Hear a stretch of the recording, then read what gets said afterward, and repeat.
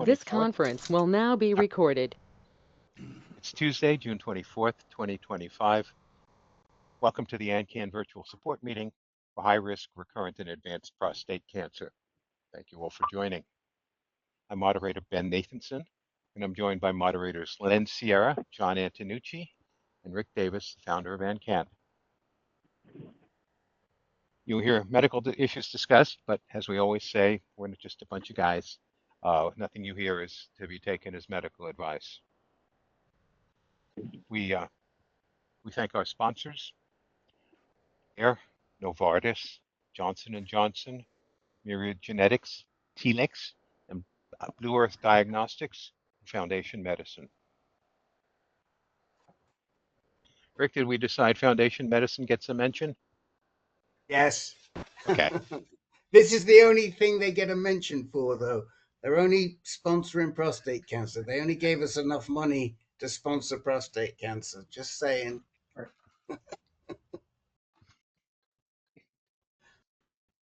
So let's begin. We have a couple of new participants tonight. Conversations with newcomers lead off our meetings. So newcomer number one is Tim on the phone. Ben, could I just say something right at the beginning? Oh, I'm sorry. Yes, Rick. Rick, I meant to get you in there. Yes. That's okay. Don't worry about it. Not a big deal. So the first thing I want to do is give a big shout out to Dr. Paul Schellhammer, who very appropriately corrected me, and I am embarrassed.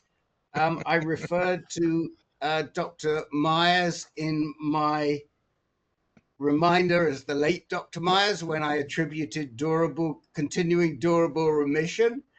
And Dr. Paul promptly wrote to me and said, I spoke to him today. So I'm delighted. I know he has fairly advanced Parkinson's disease, but it's great to hear that he's still around, and we would welcome him here. Would you like to add anything to that, Dr. Paul, about how Snuffy's doing? Well, only that he's still thinking, and I asked him for a reference, and bingo, from 2005 it appeared. So he's got his finger on the pulse, and there you go. Fantastic. So funnily enough, I thought maybe I should just check, but I knew he'd sold the magazine and I knew he'd moved on, and I thought I'd read it somewhere. So this is a little embarrassing, but hopefully he doesn't get our reminder. So you know, I did send it to him, however. Oh no! I was just about to say no harm, no foul, Dr. Paul. Well, I mean, you gave him credit for durable remission, and I said he was quoted and that he was now alive and thinking. So I'm sure he's happy. Okay. Busted, Rick. Yeah. The other thing I wanted to mention quickly is that, and we just received notice of this actually yesterday and this morning, Cancer Patients Labs, which is a pretty good webinar platform. And I know several of you guys, Gary's been in there a bunch of times, Dr. John's been in there many times. They are running a webinar tomorrow morning called Using Cannabis in Your Cancer Care with Dr. Jordan Tischler. The presentations usually last, Len, of course, I should have acknowledged Len. Len's been in there many times. The presentation usually lasts about 20 minutes, and then they finish up with about 40 minutes of time for questions, answers, and discussant time with the speaker. So I would say they're usually pretty good. It's at noon Eastern, 9 o'clock Pacific, and everywhere in between. And I've pinned it to the top. And that Zoom should take you straight into the meeting. You don't need to register or do anything else. So they have some, if you sign up, go to the meetings you want, they have some pretty interesting and creative stuff. Sometimes they have some doozies, but if they do, you just drop out. That's it. Yeah, they get some top shelf speakers. You know, Oliver Sartor and Andy Armstrong, Bob Yeah. Gatenby. Yeah. Okay, okay, Tim, back to you. Um, so as I said, we'll ask you some questions, and then you can ask us yours. How old are you, Tim? 72, Where do you live? Fairbanks, Alaska. That's right. How did you hear about AnCan? Another group and another guy on this group introduced me to it about 2 hours ago. I'm glad you're here. The year Yes. that you were diagnosed? What year did I get diagnosed? Sir. April 2025. Oh, wow. That's What was your- that's the whole panic mode here. Oh yes. Oh yes. I get that. Um, what was your Gleason score and PSA at that time? Oh, I'm Yeah. sorry. Have you had treatment yet? Yes. What happened was I had a biopsy done in April, and the Gleason came back at 10, at a grade 10, and no doctors had ever seen a grade 10 before, like this. And I'm up here in Fairbanks, Alaska, and the surgeon wanted that picked up the Gleason and said, "You need to do surgery right away. You got to get out for this, whatever, you know." Mm-hmm. So I was leaning to surgery with the panic mode I set in. I did not believe I had cancer. I had no symptoms. I didn't believe anybody. So the month of May comes by. So next thing I got sent over to a radiation oncologist. Mm. And he wants me to do radiation. He says, let's do radiation. He says, you need to do radiation. We need to put you on Lupron instantly, he says. And we need to do radiation. And I said, man, you know, I don't even know that I got cancer, you know. Because you guys are telling me I got cancer in my body. I have no symptoms, you know. And you're telling me my body's raging with cancer? I said, how can I believe this? So the radiologist was a little surprised that the urologist had not had not done a PET scan. So he recommended a PET scan and an MRI, prostate MRI scan. And I got the results of both of those last week. And it's kind of put me in a panic mode. Because I've seen three different doctors last week, you know, and I had been leaning to surgery and leaning away from surgery, and I didn't really want to do any treatment. I really don't want to do any treatment. Yes, I know. Next thing, they're telling me, here's what they're telling me, and they kind of put me in panic mode. They told me we don't ever see a grade 10.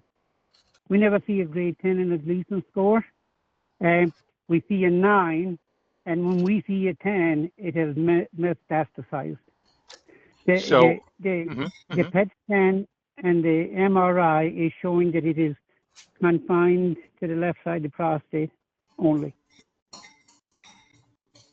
And they're recommending the radiologist, which I seen last week, he said, you need to start Lupron immediately, he told me.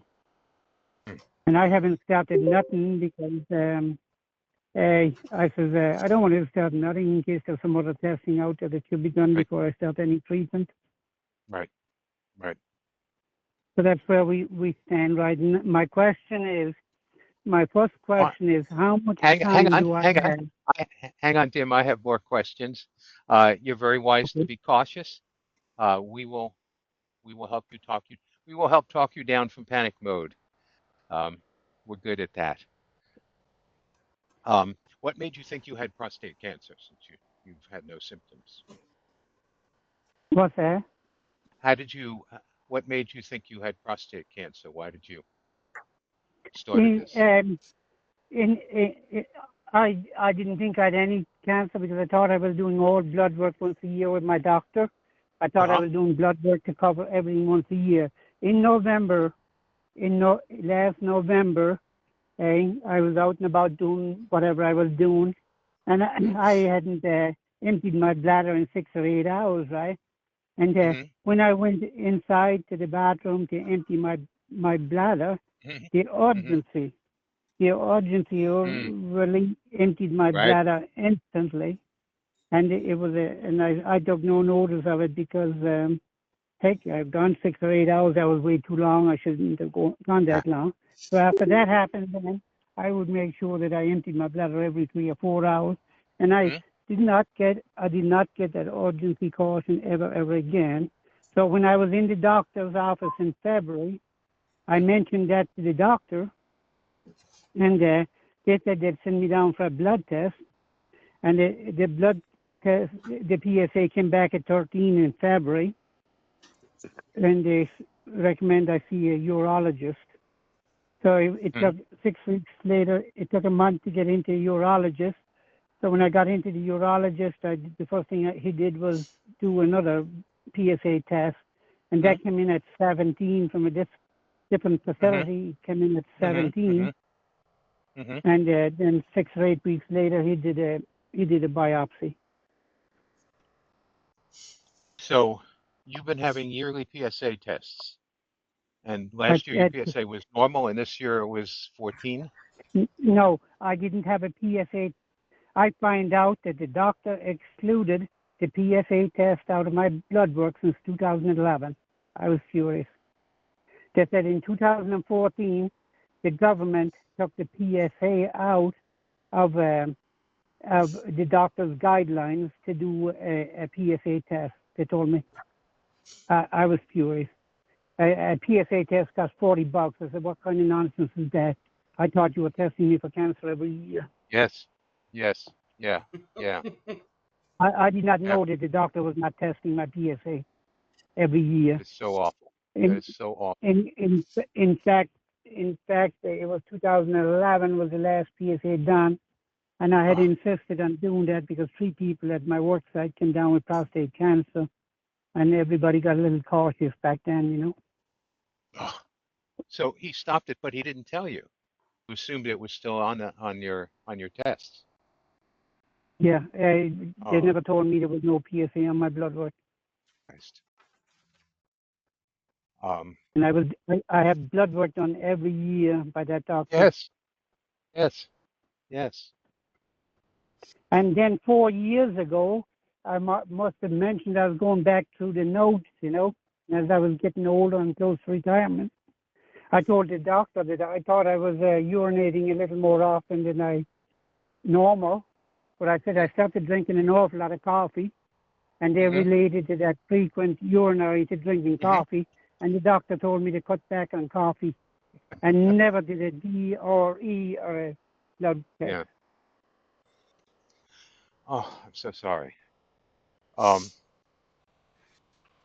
So when you said a PET scan, do you know whether it was a PSMA PET scan? Does that ring a bell? Yes, it's a PSMA PET scan. It can't be done in Fairbanks, Alaska. I had to go down to Anchorage to get one done down there. It's a PSMA test, and the report says the entire left side of your prostate is contaminated with cancer, and it has not spread beyond the prostate at this time.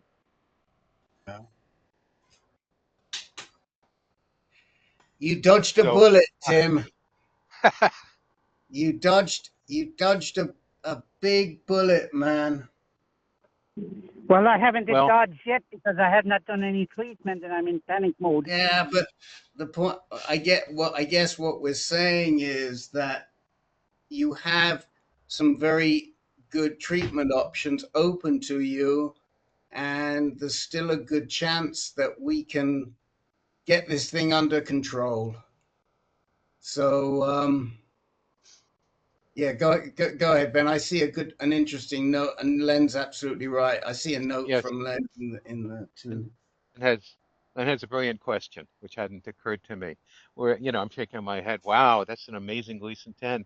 And of course, the question is, maybe it's not a Gleason 10. Maybe you should send it to another pathologist. It was Quest. diagnostics in Oregon. That was the pathology was sent down to test. And the doctor here took 14 samples. Okay, he took 14 samples. Mhm. 7 came back with cancer, and 7 came back with no cancer. Mhm. One of them is a 5 plus 5 equals 10. The next five are either 5 plus 4, 5 plus 4, and I think there's one 4 plus 5, and there's one 3 plus 4. So we will give you. There are 2 excellent pathologists who specialize in giving second opinions, and it would be very worthwhile to know where you actually stand, either to have them confirm this or knock you down to what it really is. So I know you're on the phone, right? You can't see the screen. I'm on a phone. No, I can't see Yeah. no screen. And I guess you haven't signed up for email reminders of the meetings.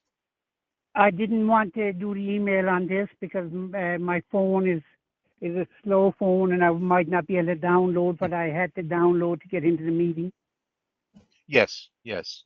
I was just wondering if we have your email information. timbrosnan9@gmail.com. One more time and a little slower. Tim. It is my name. TimBrosnan9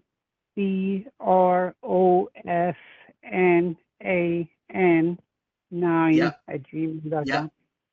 Got it. Tim Brosnan at gmail.com. You know, Tim, I was going to say to you that the coffee might not be so good, but you could have replaced it with a Guinness. There you go. You're a smart man. You picked up fast, man. You picked up fast. I'm in America. I'm in America for 50 years, and you are sharp. What's your name? Let me just tell you, me too. I'm in America since 73. How about you? When did you come here? I beat you October 1972. Oh, you did beat me. August 73. Oh my gosh. Okay. Where did you come from? Where did I come from? You tell me. You tell me. I know where you came from. Where do you think I came from? Yeah. Well, I'm not as sharp as you here, so I'm not able to pick up on it. I came from London, but oh wow, mostly London for all intents and purposes. Listen, Tim, I will after the meeting, I will send you an email with the name of the 2 second opinion pathologists. Now, all you have to do, either one is good. Pick one of them and ask your urologist to send the samples. Should be totally covered by Medicare. And both of these pathologists will talk to you. I think our concern is this.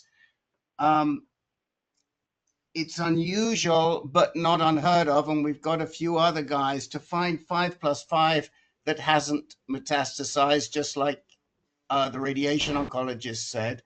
And so we're thinking that an expert eye might look at this and they might downgrade you. If they downgraded you to a 4 plus 4, it could mean a significant or some difference. So anyway, that's what we'll do. We'll make sure we get the information to you, and we'll also send out a reminder to you every week for the meetings.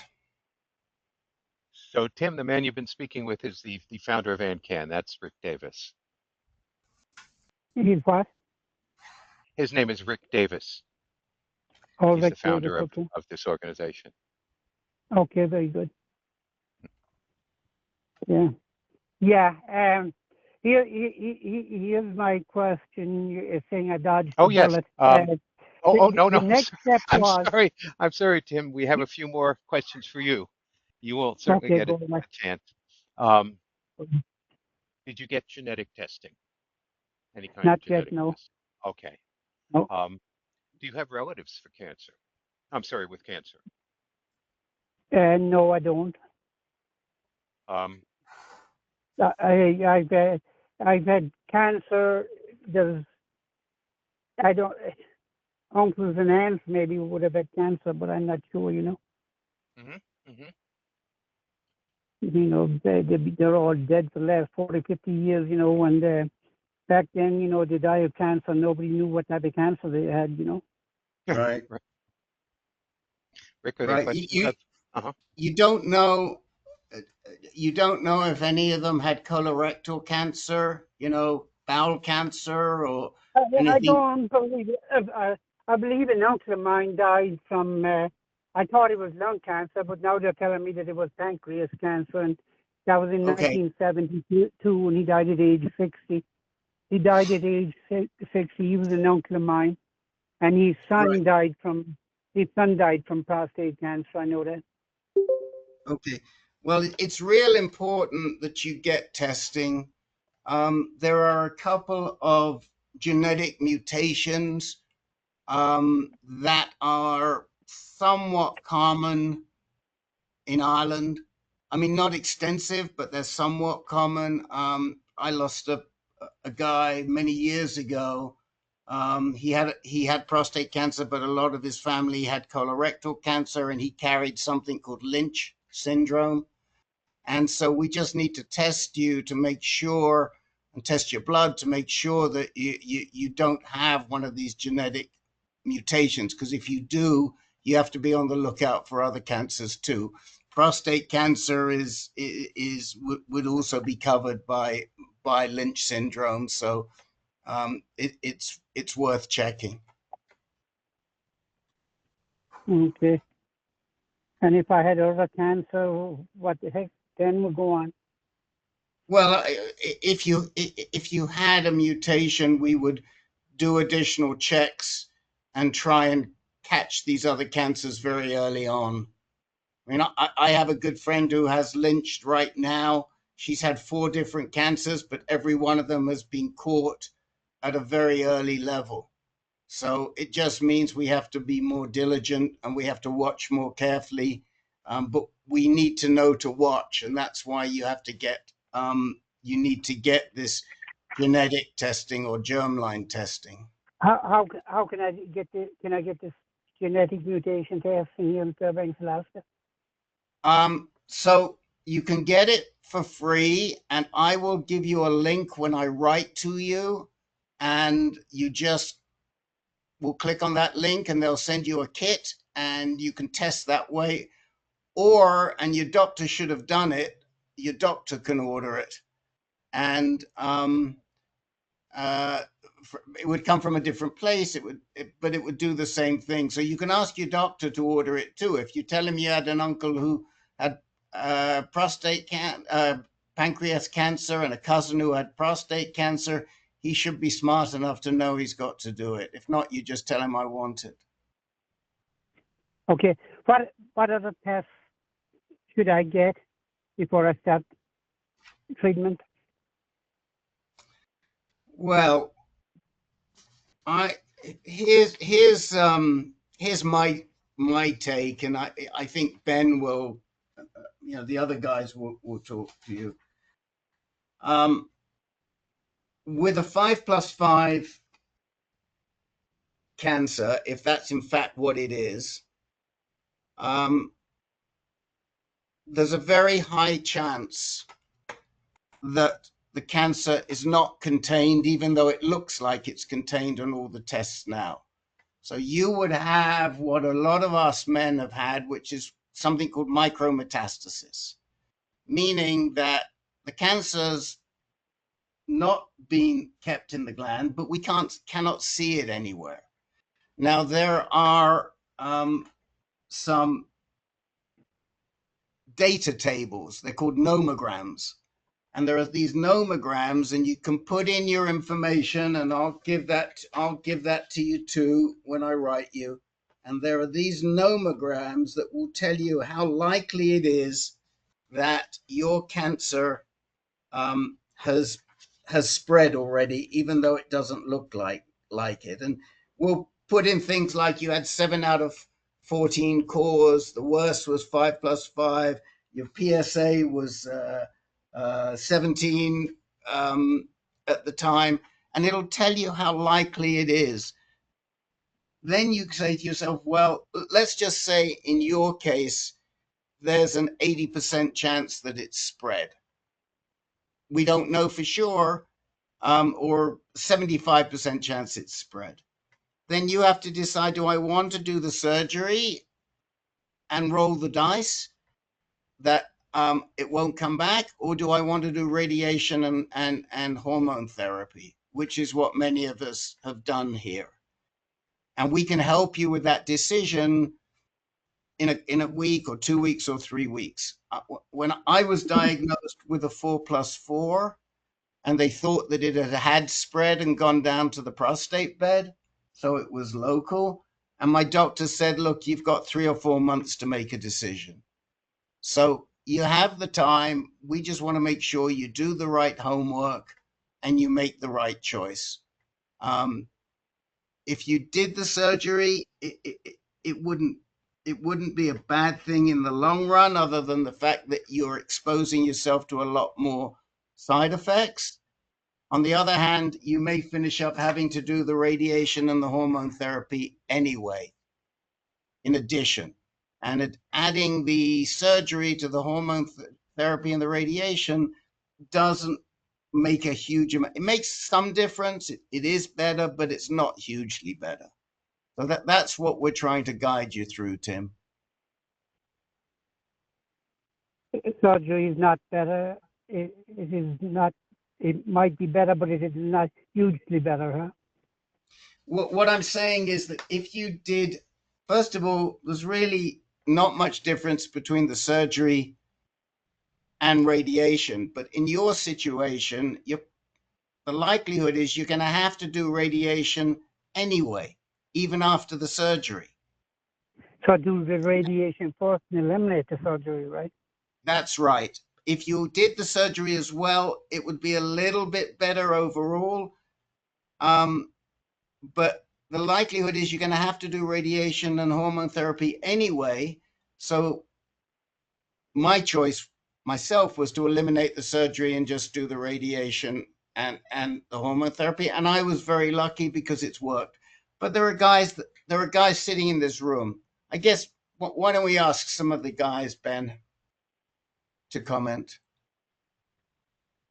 Okay, thank you. Your last sentence is very comforting. I'm sorry, confident? Comforting. Comforting. Comforting. It's Yes. reassuring.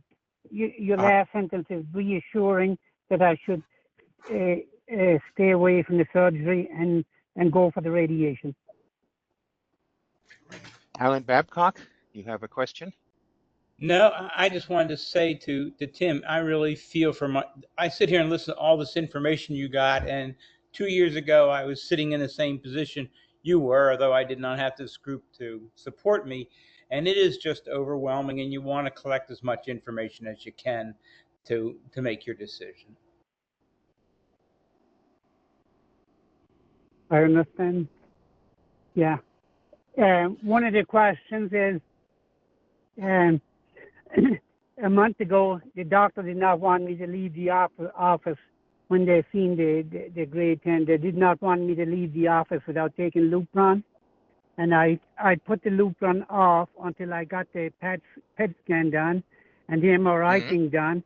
And I was in the doctor's office again, and they told me, please start Lupron, And then I talked to the doctor, and I said, I need a small bit more time. I am now leaning in that direction with Lupron and radiation.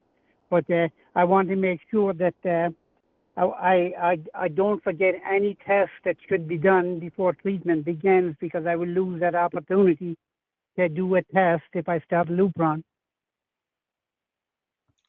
Yeah, you've been doing great. I can't believe your urologist didn't, you know, shoot first, ask questions later. I can't believe he didn't order a PET scan. And he was so sure that you had metastases, he couldn't even see the point of checking. Yeah. So I need to find out, and I need to find out first, is there any other test I should do Yes. before I take the injection Lupron? And Yes. should I jump right in and get in on that Lupron immediately? Okay, so here's a couple of things. The First of doctor all, said radiation is 3 months down the road.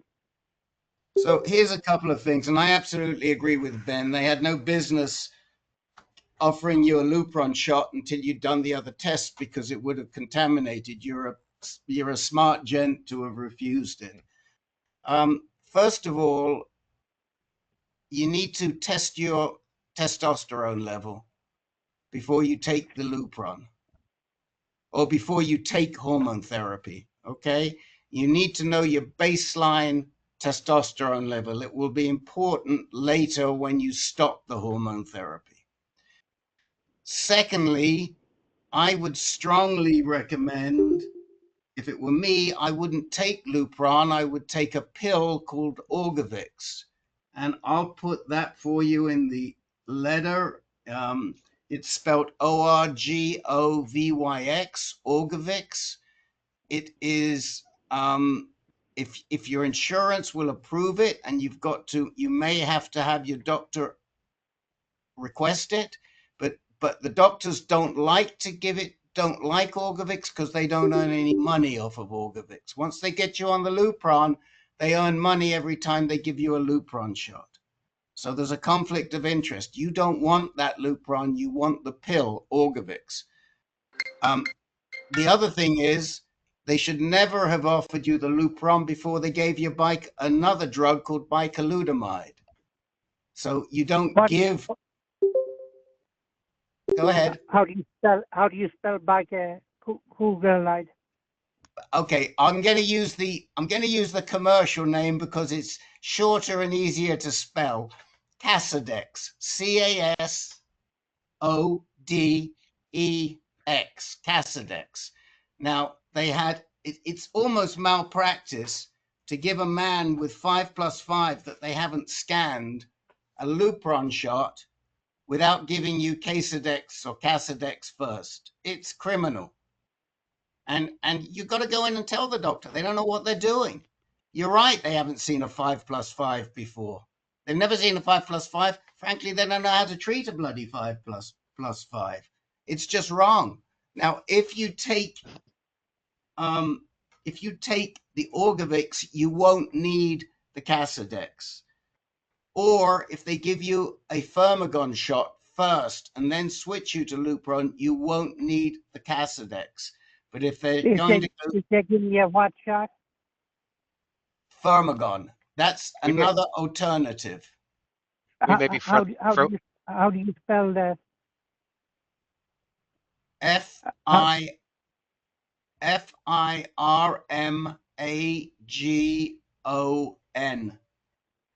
But we don't want to confuse you too much here, but let me just say.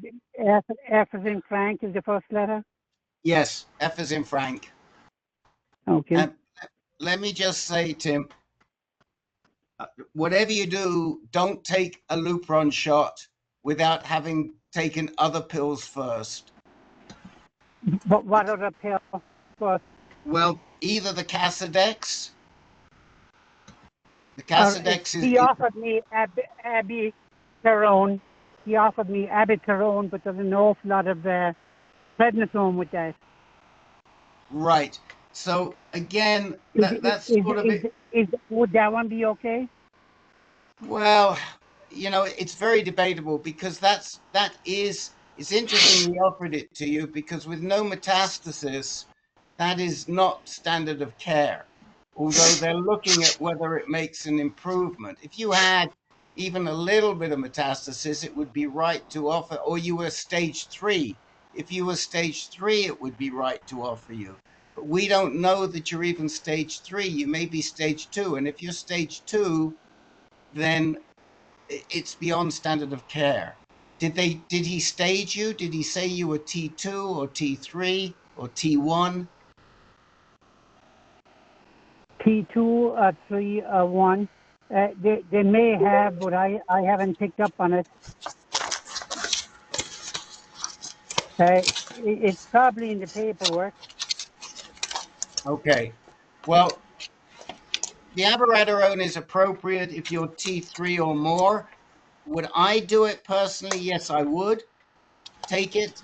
But again, I don't want to get too far down the road with you just yet. Come back, we'll talk to you about that. But the first thing you need to do is get all these tests done. And like I say to you, when I was diagnosed, my doc gave me, now I wasn't a 4+4. I wasn't a 5+5. I was a 4+4, but my cancer was in the prostate bed. And my doc still gave me 2 or 3 months to make a decision. I see. Okay. Yeah. Sure. Yeah. Let's just hear from the other gents who want to speak up, and then we'll finish off with you. Go ahead, Ben. Yeah, thanks, Rick. A couple guys want to weigh in. John M. Yeah, Tim, tomorrow I'm getting a bone density scan, and I did not get one before my treatment started. And I think that might have been useful to get one before, but I'm kind of at the midpoint of my treatment, but I'm getting bone density scan. Take a look at that. Well, again, hold on. Unless we know, it's highly likely, John, you're right. But until we know that he's going on long-term hormone therapy, which is quite likely, but until we get that long-term hormone therapy, we don't have to get the bone density scan. The fact is he probably will. So it's not matter of course. I mean, if he decides to do surgery, then he won't go on hormone therapy and he may not need the bone density scan. Yeah. The chances are, my inclination is to get on Lupron very quickly.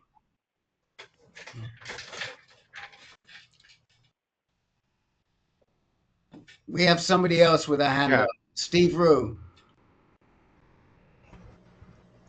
Yes. Tim, hi, this is Steve Rue. And I'm so happy you're here with us. And it's good to meet somebody that's in a further northern climb than I am, in northern tip of Michigan. Three and a half years ago, I was diagnosed with cancer, and I was going through the same things that I hear you say, the denial, and can you prove it to me? And I didn't know I really had it. Second opinions. My doctor wanted me to have surgery and remove my prostate, but I had a consultation with a radiologist, and she was quick to point out that my best course of action would be a high dose radiation, internal radiation called brachytherapy. Immediately after that, 2 trips to the hospital to have that radiation surgery. They told me that I was going to have to continue having about 27 other doses, smaller doses of radiation, where I would just lie down and a beam would pass around me. The medical part of it, they stressed they wanted me to go on Lupron. No other secondary duplet therapy, simply one therapy only, Lupron. And as Rick said to you, they make a lot of money with Lupron. They were giving me a shot every 3 months, and it was extremely difficult for me with side effects, very difficult. I found these nice gentlemen in this group where you are today. And during the course of listening to a lot of information, I switched over to the Orgovyx pill. And I'm taking that with abiraterone.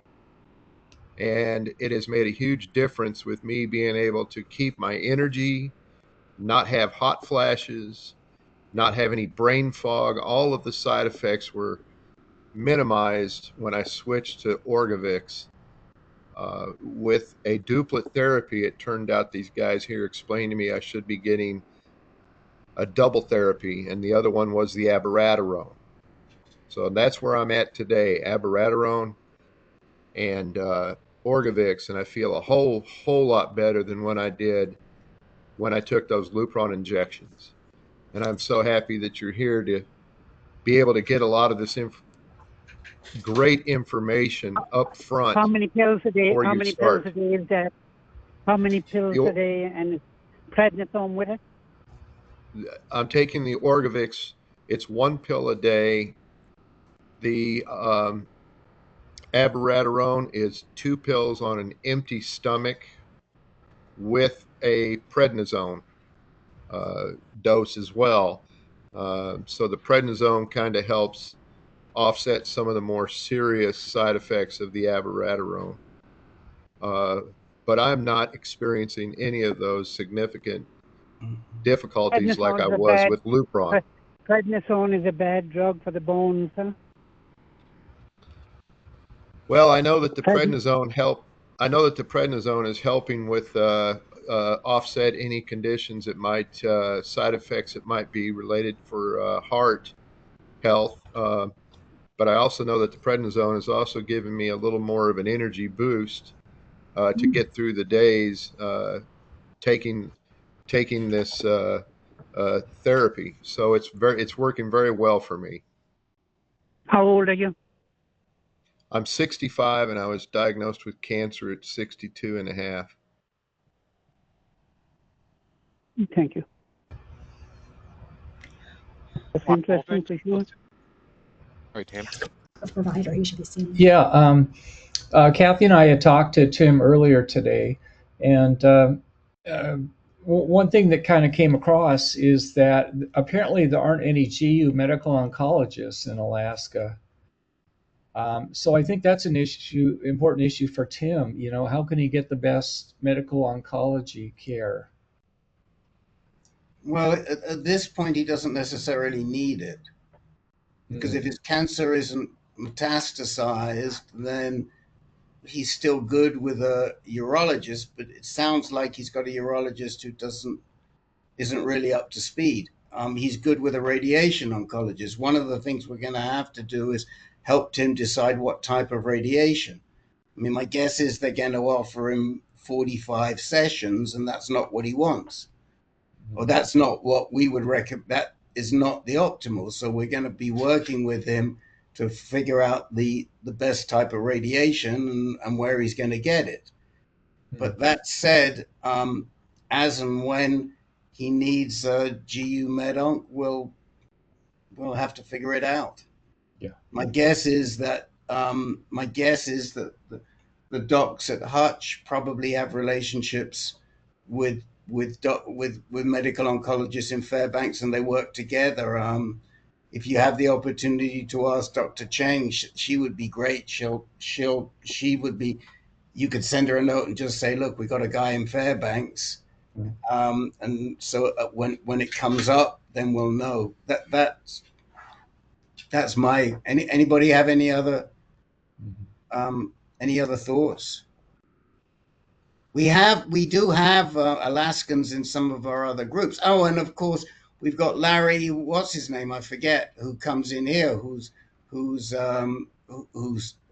I think he's in Fairbanks, so he may know. Can't remember his last name, but he comes in quite regularly. Rick, in talking to Tim this afternoon, we asked him what doctors he'd met with so far besides the urologist, and he shared that he had seen a radiation, the radiation oncologist, and then a medical oncologist. So we looked up the medical oncologist background. It looks like he's a generalist. So I was just, if he does decide to go the radiation route, I was just concerned about, who is going to be prescribing the type of hormonal therapy, whether, the radiation oncologist, and would he be up to speed? So that's just a question that Well, ran across my mind. yeah, I mean, at this point, the medical oncologist would really be advising as to which route to take rather than prescribing, normally. So normally it would be the urologist or actually the radiation oncologist who would be prescribing the hormone therapy. But Yeah, yes, the what you've got is radiation. you've got the It'll be you've the got the radiation and all. right, but you've got the urologist jumping in wanting to give the Lupron shot so they can earn the money. No, it was the it was the radiologist want to do the Lupron. Okay. Well, that's Yeah, that. the urologist won't use ADT. The urologist said no hormone therapy if he does surgery. Yeah. Well, again, the radiation oncologist makes money in it, and the radiation oncologist should know better. He can't give a Lupron shot to a 5+5 man without giving you a buffer drug like Casodex. So, and the other thing is, we haven't talked about it, and I don't know that we have time because I'm keeping an eye on the clock here, Tim. We may have to defer till next week, but we got to talk to you about the type of radiation he's offering you. IMRT. Right. Well, Intense. that's not what you want. Some IMRT, but you don't want all IMRT. And if he doesn't have the equipment, he's not going to offer you the right stuff. And that's a problem. So you either want SBRT plus IMRT, or you want brachytherapy plus IMRT. You don't want it all in IMRT. That's not the best. Tim, we've really got to move on, man. Sorry, but we've got one other new man, and we're already 57 minutes into this. So I'm sorry that we've got to move on, but we have to move on. Thank you. I mean, clearly, Tim, there's a lot more to this story. Come back. We hope you'll come back, and we will continue to try and help you out. This is you have a lot. Uh-huh. Tim, you can't see this because you're not online, but there are 37 men in the room. Wow. Yeah, we want you to come back. You got my email correctly, right? Yes.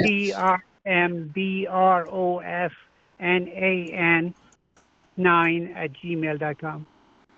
I got it. You'll be hearing from me. Yeah, Okay. check your mailbox. It's nice to hear from you, Tim. Look forward to seeing you next week. Barry Blomquist, center stage for you. Hello. Oh, good. Okay, you're still there. So, okay, here are my questions.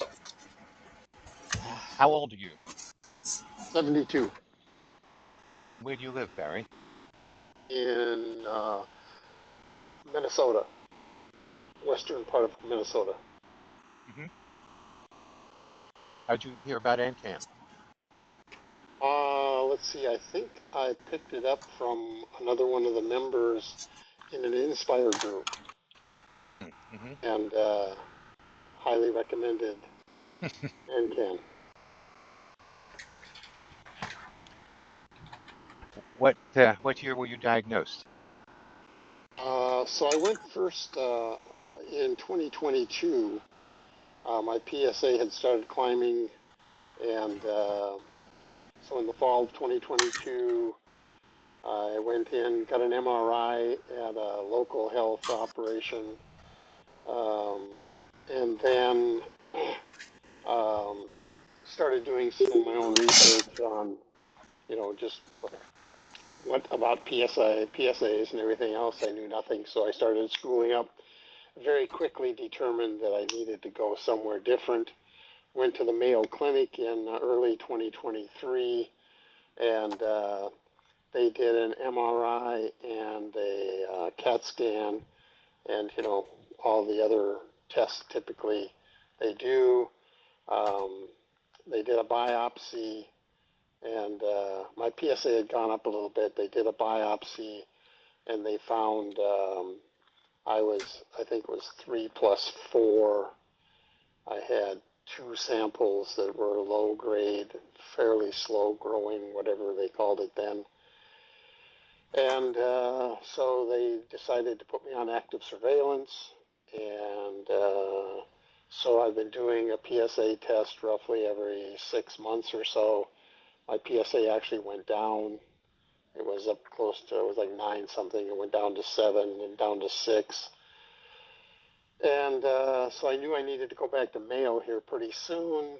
And but my last PSA, I think, was last fall. And it was again 7.9 or something, kind of stayed. And then I did an MS or MPSA 2.0, my prostate score 2 about a month ago. And it came back at 13.5, which I thought sounded pretty good. Again, I'm not very knowledgeable. I'm trying to school up as fast as I can, but I was anticipating that, my follow-up MRI and CT scan here a couple weeks or a week and a half ago or whatever it was would come in at what I had thought it was going to be, and it didn't. My PSA had gone to 435. And then they gave me the MRI report, and my prostate sounds like a Russian tank after a Ukrainian mine blew it up. And I have stage 4 metastasized prostate cancer, and it's moved to at least 1 lymph node and onto bone. They showed it on a bone, and it showed, I think they said, innumerable little metastases or something like that in my pelvic region. And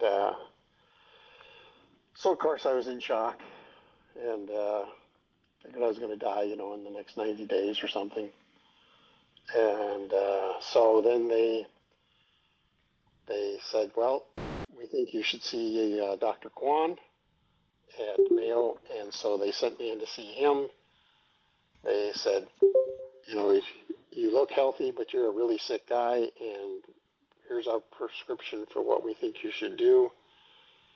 And so they gave me a couple of Firmagon shots, set me up to go to Minnesota Oncology to start chemotherapy July 1st. And I'm still kind of in shock. So I may have misheard you. You have not been treated until now? No, You've remained on active. When was the first time you were treated? last week. A week ago, I got my first Firmagon shot. The same day I consulted with my prostate doctor, who was a surgeon at the time. They basically said, look, removal of the prostate right now isn't Right. in the cards. So they sent me, right next door to Dr. Kwan. So you had a 3+4, but risk factor surveillance anyway, and the PSA continued to rise past 4, and you were still waiting without being treated. Yeah. So I mean, my PSA went down after they did the biopsy. How far And did it go? I'm sorry. Did it? How 6. wait, 6. It went down to 6. yeah, it stayed right in the 6 range. Okay. I'm, I'm sure you'll hear something from the guys on the call about that. So actually, you already answered some of the questions that I would ask. Do you have? Did you get genetic testing? I have. The test is back. I have not seen the test yet. When I logged into the Guidant, I think it's called, website to try to Yeah. look at the test, I got an email saying it had been sent to my doctor, but when I went into the portal for Guidant, there was no test there yet, so it just hadn't been loaded up or whatever yet there. So now, and just to finish the story, Yeah. so being in semi shock and everything else, not knowing exactly what to do, I of course dove straight into watching some videos of this group, and then I got some input to see a couple other doctors, and so I have, because I had heard another, in a prior YouTube video, someone else who had Dr. Kwan, and they were recommended to see Dr. Heath at Mayo. So I put as much pressure as I could on Mayo to get me in to see Dr. Heath. I am scheduled to see her at 9:30 or 8:30 in the morning, June 30th, and on, again, some very credible advice, I am supposed to see Dr. Therankopoulos, Antonarakis. Antonarakis, at the Antonarakis. Masonic Hospital in Minneapolis in the afternoon of June 30th. And Right. of course, that's the day before I'm supposed to start chemotherapy with some kind of nasty, scary looking drugs, which I can't remember what it is here, but something Extraterra or something like that. And so anyway, that's the end of my story about what's happened since this whole So whirlwind came through. And let me supplement. Bruce, Barry called me. Barry called AnCan, and I picked up the phone, as happens quite often. And so we went through. I didn't have as much history as we just got, but we went through, and I found out that he'd gotten referred to Kwan, and Kwan was diving in with chemotherapy.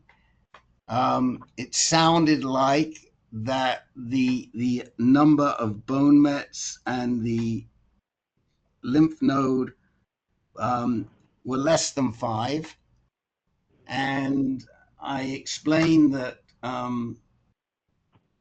although Barry already knew, he'd heard that we did not feel Dr. Kwan was the right person to be treating people with advanced cancer. We had had plenty of experience, and we'd seen where the treatments he was selecting were not necessarily standard protocols.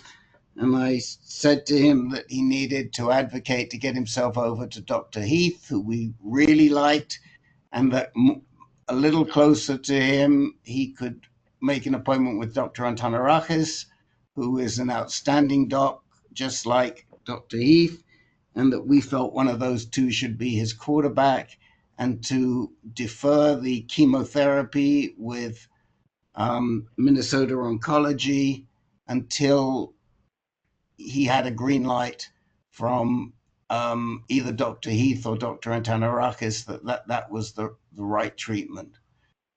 And for the time being, I think he gave you a Firmagon shot. Did he put you on abiraterone as well, or not, Barry? No. No, they gave me the shot and sent me back. Yeah. So it's not the right treatment either way, because the right treatment right now for somebody like Barry would be either doublet therapy, optimally with abiraterone and an ADT drug, or triplet therapy, an ADT drug plus an ARSI plus chemotherapy. So this is yet another Kwan concoction. I don't know where he comes up with them from, but we don't endorse that treatment. And I think we've got him on the right. I think we got Barry on the right track.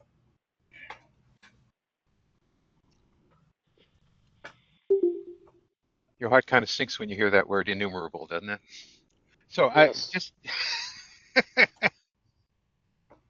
So, I too am an innumerable guy. They're in my lungs. But just for perspective, my diagnosis was 6 years ago in February 2019, and I'm a Gleason 8, and I'm still around, as you can see. So, yeah, impending death. Like the Mark Twain quote, "Your death is much exaggerated. You will." This disease is such a laggard. It's the laughing stock of all the other cancers. Hurry up! But it won't. So you will, even in a worst case, you'll have more time than you can imagine. That sounds reassuring. We talked a little bit, Barry and I, about whether a biopsy was appropriate because we really don't know the right Gleason score. And the benefit is to give you some idea of how aggressive. I think it's a call that either Antonarakis or Heath could make. It wouldn't be inappropriate, but it may not be necessary. We would say that in the long run, your prostate probably needs treating. Maybe not right away, but down the road, it seems that men do better if the gland is treated. The options are surgery or radiation, but radiation is usually much preferred. And there's a lot of, I don't know, I don't want to say a lot, but there's a number of guys here who were diagnosed. You're not truly de novo metastatic, but in a similar situation to you, and they have had radiation after about 9 months of treatment. I think Steve L is probably our most recent example of that. He just finished radiation, but he'd been on other treatment for a while before that. So anybody got any comments or words of comfort or advice other than Ben's 6 years? Any advance on 6 years? John M from Chicago. I just want to tell you that, Barry, you're in exactly the right place. You are in exactly the right place to be here with all these brilliant minds and heroes. You'll never get better advice than you'll get right here. Thank you. Yeah, thanks, John. My unbiased opinion is I agree.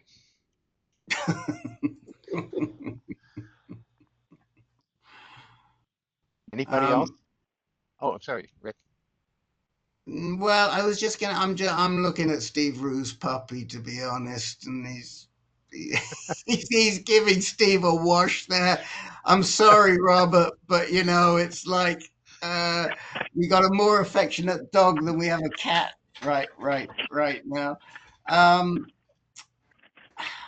I'd like to get the most recent PSA down on my notes. Is that the 435 or what's the very most recent one, Barry? Yes, that was the most recent, was 435. Thank you. Yeah, the one question that I have, we haven't seen the PSMA report. I mean, I just don't exactly know the extent of the metastases. I mean, if they are as extensive and literally innumerable in lots of different spots all around I think the bone, where did you say the bone metastases were? In your pelvis, didn't you say? Yes, in my pelvis. Yeah. If that's the case, then yeah, maybe chemo is right. In addition to the abiraterone and the ADT, but if it's only a limited number of spots, then the chemo isn't necessary. So before we jump into chemo, we got to know how extensive your disease is, Barry. I think it might be nice if one of us could take a look at that MRI. Well, the PSMA, you mean? Or the PSMA. Yeah, I'm looking at my portal here right now, so I'm happy to pull out whatever I need to and share it.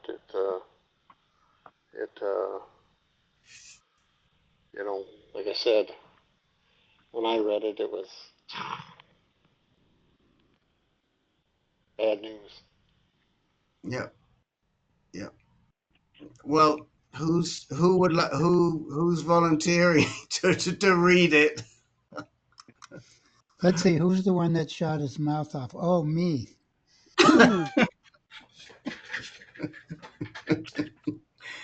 All right, I'm putting his email in. Dr. John is leaving for another land tomorrow, so it may take a while.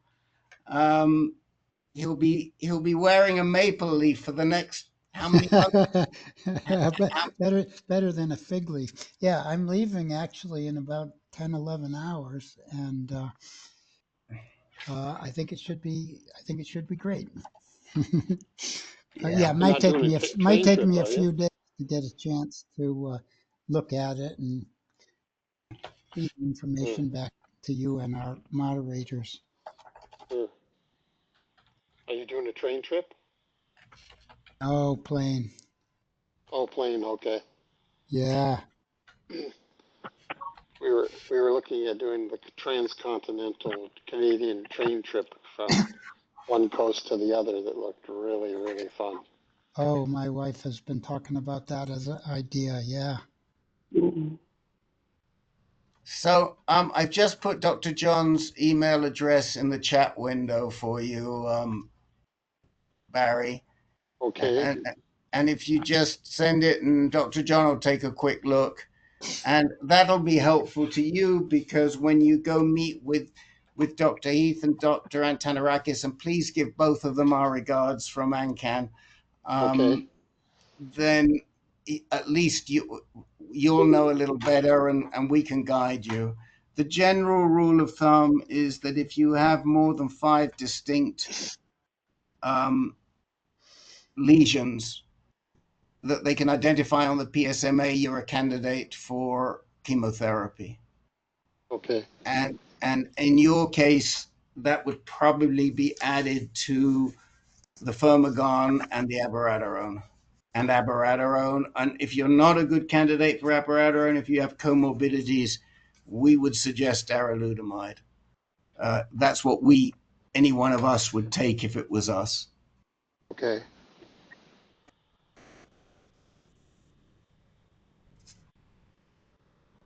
I'm just kind of looking here at my portal to see what those names sounded familiar for what they were talking about. Anybody else got any words of advice? Steve Rue, what was your dog whispering something to you to tell to tell Barry there? I don't know. Yes, yes. He was saying, throw the damn ball. Well, listen, there's a How do you reason. spell aralutamide? How do you spell Darolutamide, aralutamide? DAROLUTAMIDE, darolutamide. Barry, there's a good reason why I just picked on Steve, because Steve had the good fortune of meeting with Dr. Heath before she left for Mayo. So, Yes. Steve, Great. you want to give Barry a quick heads up on Dr. Elizabeth? Yeah, Dr. Heath, I mean, I can't say for sure she's the greatest doctor in the whole world, but she was by far the best damn doctor I had ever encountered. Excellent bedside manner. We kind of joked around and kidded around a little bit to help, take a little bit of the anxiety away. And she was very, very knowledgeable, very professional. She knows her shit. I mean, it's incredible. But yeah, it was because of these fine gents in here that I got an appointment with her, and it changed the entire course of the treatment that I was receiving, and very, very happy. Very. I was sorry to hear that she went to Mayo. So my loss, your gain. Nah, yeah, Antonarakis is no slouch either. People love him, and he's also extremely prominent, knowledgeable on it. Yeah. Yeah. Yeah, those chemo names. It's like they deliberately try and scare you. Taxotere, right? That's the one they mentioned to you. Yes. Yeah. Yeah. I hope to see you. We hope to see you next week, Barry. Did Oh, you for have any sure. more that you wanted to share or ask? Oh, it's been amazingly helpful already, and appreciate all the input from everybody, and feels great. Best of luck to you. Good luck with that case. And Ben, when you say next week, it's a cue for me to jump in and say there is no meeting next week, unfortunately, guys, because it's a weird. As you know, July's a weird week, so don't be looking for a reminder. The next meeting will be on the 7th of July, Monday the 7th. I'll be leading it, and just for Carl Sullivan, who's a newbie, if we can't get to you today when everybody else is done, then when you come in next week, you will next Monday you'll have priority, and call that number I put in the screen, Carl, and get him to help you to get your video working and your sound working. Thank you. Paul, thank you for joining us. Just as a word to the wise, we launch the ship at 6:10, and any stragglers don't get a chance to talk until the end. So I'm sure you had a good reason for it, but yeah, try and show up at the starting time if at all possible. Promptly. Okay, our next speaker is R.J. Smith. Hi there. So I had my registration and first appointment at Fred Hutch. I went to see Michael Schweitzer, and he pretty much confirmed what Dr. Zhao at Swedish had said. And one of the things that we kind of talked through a little bit about is because of the PSMA PET scans. He said, a lot of times they're picking up these, small metastases because they have a better instrument. And one of the things that he said also, because you haven't had treatment like on prostate, that's one of the things to not ignore. So he kind of said, I talked to him about the surgery versus radiation, and he said, well, one thing that you know for sure is that the cancer is not contained inside of the prostate because you can see it on the PSMA. So like the point of having the surgery is to take out the cancer that's inside the prostate. So it does not make sense to go, he said, I know about this trial. Like we have this trial at Fred Hutch too, where it's not the standard of care to do the surgery, but the surgeons want to prove that you can still have surgery even if you're in stage 4. And he said, it doesn't make any sense. Like the side effects from that, just even being laid up and being in recovery for, certainly a week, probably multiple weeks, if not months, you don't want to do that. He said, but radiation, particularly of the prostate, and like one of the things is one of those lymph nodes lit up like crazy on the PSMA. He said, yes, you should talk to, and I told him I was seeing Dr. Meyer who's down at Swedish on Friday, and he said, talk to him about that. The metastases, yes, because you have 5-ish metastases. Some of them are pretty faint. There's a couple on there that they might want to treat, but ask about the prostate. And then he also went through and he talked about the doublet therapy versus the triplet. And he said, one of the things is maybe you want to do the chemo, but do that after radiation and don't do it at the same time. You do the radiation first and then consider whether or not you want to do the chemo. He said it's not clear that you want to do that, but there's some indication that having 3 would certainly be better than 2, even in kind of like the low volume metastases. But he said, I'm not going to tell you that that's my recommendation, but my recommendation is to go get the radiation. And then one of the things that I wasn't aware of that's why this group is super helpful is he said, well, you should get the two. And he said Lupron plus the abiraterone, along with the prednisone. And I asked him about the Orgovyx, and he said, no, like you don't want that. And I did not know about he's going to make, I mean, like Fred Hutch is a nonprofit, but they're in it to make money for the nonprofit, right? And so I didn't know that was a thing. And so I was kind of like, well, you're the doctor, like, you know best, you come highly recommended. So I was kind of like, I guess once, the Lupron gets approved, that's what I will get. And so, I mean, one of the things, and he said, he does prescribe the Orgovyx, but he was kind of like, like it's one less pill that you have to worry about.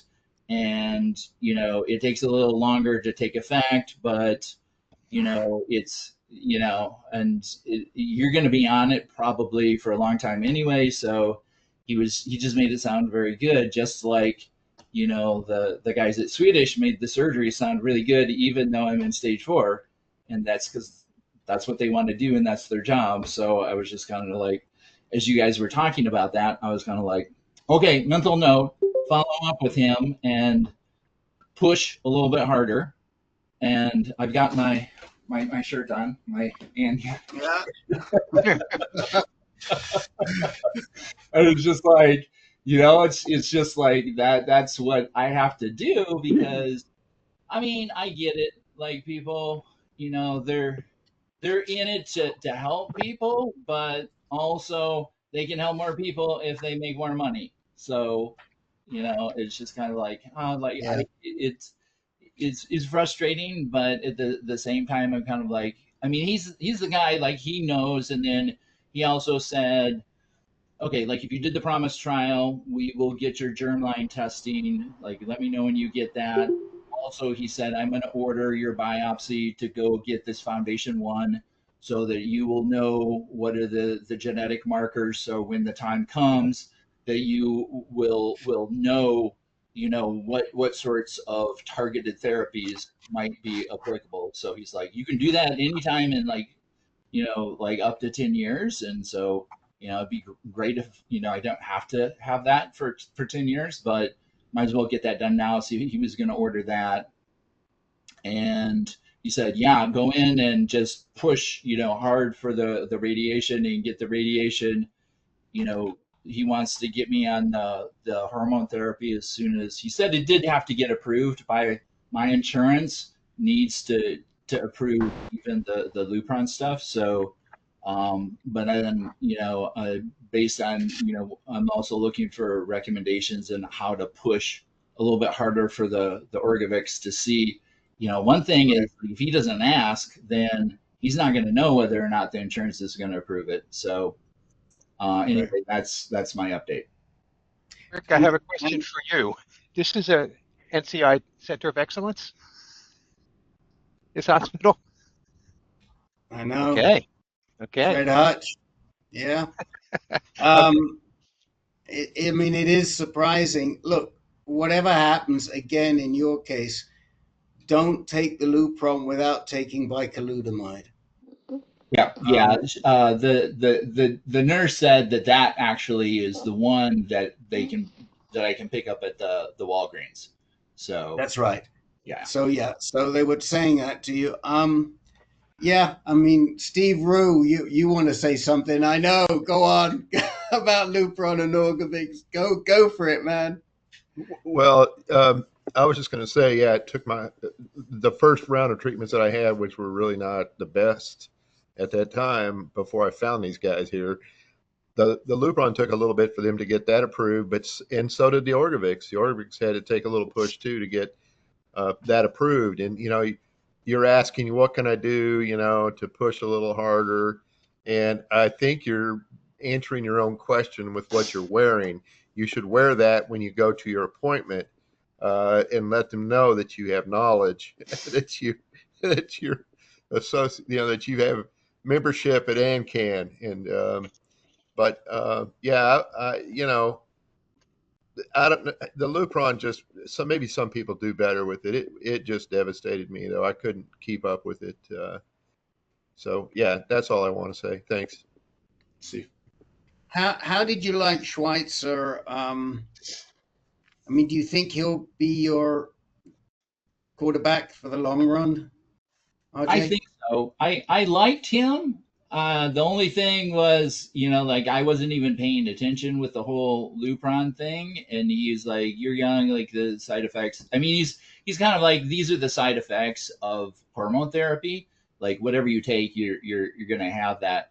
But then also, he's just very knowledgeable and plugged in at Fred Hutch and UW with all of the trials. And in fact, he told me, like, if you're one of the things he said is that there is a trial that is actually looking at the Taxotere as the third leg of a triplet. And one of the things that he said is, if your PSA is not undetectable after you've been on hormone therapy, then you're a candidate for that particular study, right? And he's like, okay. One of the things is, like you can, look at that later. Like he's like, go look at that later, but that's, so I think he knows all of the different options, but then also this whole thing, with the Lupron just caught me a little bit off guard. But now that I know, I can follow up on that one. So, in designing the radiation therapy, whether it's at Swedish or it's at Hutch, again, same thing we said to Tim. Part of that treatment should either be SBRT radiation or brachytherapy. It should not all be IMRT. And I'm pretty sure that's what you would get at Hutch. I don't know for certain. Well, wait a minute, Steve Logan. What did they do? What did they do with you? How did they design your treatment? We can't hear you. You're muted. You have to start again and unmute. Go ahead. I chose to go to Swedish for my radiation therapy, and the people I was offered at Hutch didn't seem to have the experience level that I wanted to deal with. So I had my treatment at Fred Hutch, and it was a combination of 25 sessions of IMRT and 5 sessions of SBRT CyberKnife. And that's standard for a boost now. Swedish used to use the seed placement for their boost, but they now use CyberKnife mostly. Right. Interestingly enough, Mac Roach at UCSF is doing that same treatment and doing it with 2 SBRT and not 5. He believes it can be done with 2. But that's Mac. Would I trust him? Yes, because he treated me. And here I am with Dr. Snuffy, if you're listening, a continuing durable remission 17 years later. So I do trust Mac. But this is good stuff for you to hear, RJ, because you can, when they say 5 SBRT, you can say to them, well, have you heard about Dr. Roach's protocol at UCSF? They'll know who Dr. Roach is, trust me. And you can say he's only using 2. Maybe you should talk to him. Because for you as a patient, it's less visits and it's less radiation. And if we can do it in 2 instead of 5, we shouldn't be doing 5. Go ahead, Steve. Yeah, at Swedish, they often use 3 sessions of SBRT. They used 5 for me because they were dealing with multiple areas of treatment. Okay. So there you go, man. 3. It's not worth arguing if they offer you 3. Yeah, say thank you very much. It's a good deal. Yeah. And then the other thing I think, having thought about that just this afternoon, is I'm going to cancel my appointment with Dr. Porter. I'm sure that he's an awesome surgeon, but he can go enroll other people for that trial. Yeah. Dr. John is asking me in the chat, and it's a good point. He's saying, where's Dr. Westphalen? Dr. Westphalen's great. I just don't know. I don't know if he does radiation oncology or if he's like Margolis and he just does the screening or not. We'd need to check. Yeah, I did contact him, and he was very friendly, but he did say, I'm a radiologist. I don't do therapy. Yeah, that's what I thought. He's great, though. He's really great. We love him. But yeah, so I'd have him look all at right. my PET scan. Yes. For look, listen. He was actually reviewing a lot of PET scans for us, and his administration came down on him and said he can't do that anymore. And Okay. unless people make a donation to a charitable donation or something, but so we don't go to him so much. But he's really good, and he likes us. So, anybody else got anything for RJ? Okay, on to John M. Wait, did you just no, John M. I beg your pardon. Please, the floor Okay, is it's yours. okay. So I want to say once again, it is an honor to be in the presence of all these esteemed heroes, and I mean that very sincerely. And it's been a great inspiration to me. So I'm going to give you a quick run. This is an update. I have an update and a question. Okay. So December, I had a PSA of 12.5 under finasteride, which allegedly means it's 25. On the 27th of December, diagnosed with 3 cores of Gleason 8, talked to 9 different doctors and attended several AnCan meetings. I decided to go with a triple therapy of brachytherapy, hormone therapy, and IMRT. February 21, I started with Orgovyx. April 2nd, abiraterone and prednisone.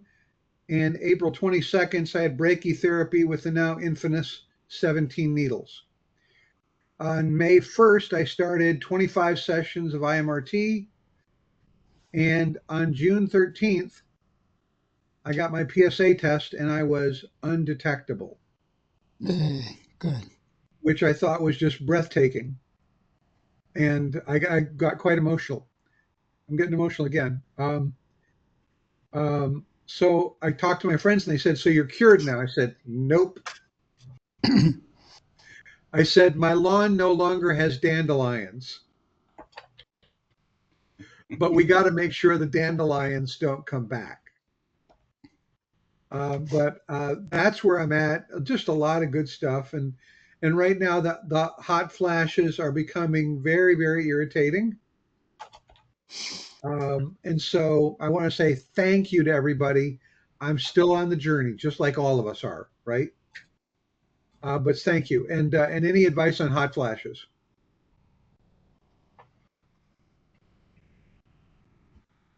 Anybody wearing the watch tonight? Jeff, probably. Yeah, Jeff's got his. Okay.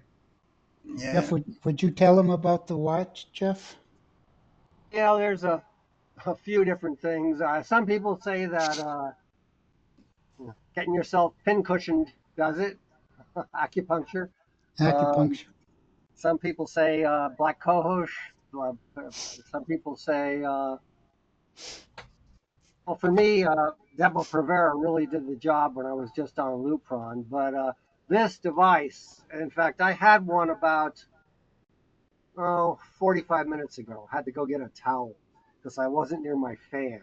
But the difference is if I had just been without this device, I would not have been sweating just once. The sweat just would have continued. And the deal is that I hit it right away. So the high flash started, it hit me. I got a little wet and then it went away because this device, and I'll tell you, especially at night, this really works. It's the EMBRLABS.com, emberlabs.com, EMBRlabs.com. Okay. And it really, it sends cold waves through your arm. They've got 2 buttons, one for, you can set for day mode, one for night mode. And it really does help a lot to, at night, I mean, it's just incredible. It stops them. I start sweating in bed and I get wet underneath me and this will stop it for the rest of the night. The night mode. So those are just some different things to think about. I will check that out. One should say, not everybody is as enthusiastic about the Ember Wave as Jeff is. Some people feel it does nothing. However, it does come with a money-back guarantee. And it's also... It works for 65%, isn't it? Something like that. And you've got to compare it to nothing. Not just, does it stop the hot flash? It reduces them dramatically if you get it quick enough. I've kept mine, but I don't put much store in it. So, John M., if you want to know everything there is to know about hot flash treatments, you should get Richard Wasserstrom book. Okay, I'm gonna make the move on that. I'm good. We got other people that want to talk tonight, but I just want to say thank you to everybody. So, I also want to say, watch this space. My understanding is that I'll be interviewing John Maxwell for Solo Arts Heal in July. Not this week. That's what Alexa told me this week. So I'm looking forward to that and find out about John's performing abilities and learn a lot more about him. So watch this space to listen to John and I talking with each other. So looking forward to that. And John, do you want to give a quick plug to the creative writing class? Yeah, I was in the creative writing group and it was wonderful. People are sharing poetry and samples of their creative writing, and for those of you writers in the group, you know that it is a wonderful cathartic exercise when you pour your emotions into writing on a piece of paper or typing words on the page. Is great. And I found it to be very wonderfully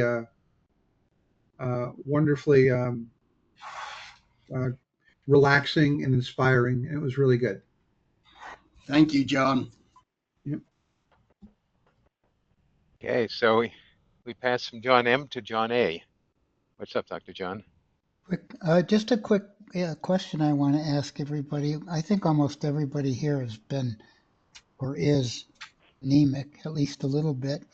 And I'm wondering if anybody knows at what level you start getting tired and short of breath. Because I always thought that you had to have a hemoglobin down in the 8s or something, or a hematocrit down in the low 30s. My hematocrit is 35, but I have a lot of symptoms of anemia. They could have different causes, but anybody got any experience that can help them link symptoms to blood levels? Yeah, John, my understanding is that it depends how gradual the reduction in hemoglobin happened. So, for instance, if you had a sudden drop in hemoglobin of 4 grams, let's say, or 3 grams, you would feel much more fatigued than if you had very slowly, over a period of a couple of years, dropped the same amount in hemoglobin. So in other words, your body adjusts to the lower hemoglobin levels. Yeah, almost like somebody going and living up at a high altitude. Yeah, exactly. Yeah. Let me see here. I know I want the end of May, and I just don't know Tim? what half of May I want. So We can do all of May. all of May. Yeah. Okay. Let's mute Tim. Yeah, gonna press the button. Yeah, thank you, Lynn. And of course, for me, it goes back all the way to when I started ADT, and which is John, what was your hemoglobin now? 11 and hematocrit 35. 11. Okay. Well, mine's 12. Me too for both. I'm 11.7 and 35.1. No fatigue. Ah, That was last week. thank you. Mark Valens? Well, this probably won't help you very much, but I get shortness of breath all the time, and they send me in for more blood tests, and my hemoglobin is just fine. And there's really no explanation for it. I go through periods where I get really short of breath. It's as if I can't get enough oxygen, but the tests don't show anything wrong. Uh-huh. Gary V? Just a quick note on this. Sometimes you need to look at the other medications that you might be on as well.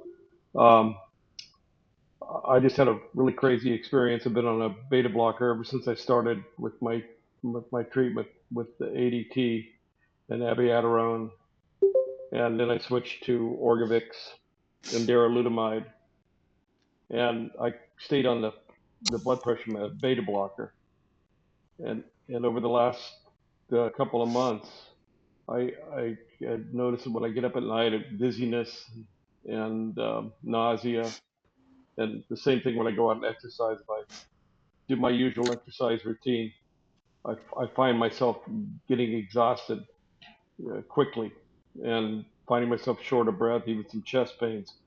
So what I did was I stopped my beta blocker. Yeah. And I can tell you now that I don't have any of those symptoms anymore. So okay. It's good to look under the cover at everything, not just your hematocrit or your hemoglobin or your other labs, but to take a look at the different medications that you're on and how they may, in fact, be interacting with each other. That's my 2 cents worth. Thank you. Some very good points. Thank you, Well, everyone. yes, because that is advice to the Oracle himself, who always checks everybody else's cross interactions, always. Because you know that as a pain psychiatrist, Dr. John was always faced with prescribing medicines that interacted with other people's medicines. But now I bet he hasn't done it for himself, have you, Dr. John? Well, I'm lucky right now to be on actually very few medicines.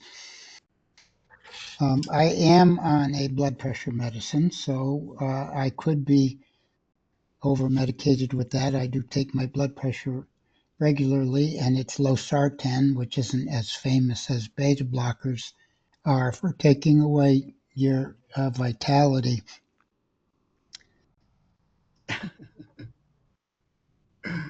Frank I was on Sectrol, acebutolol, and I was just taking 200 milligrams a day.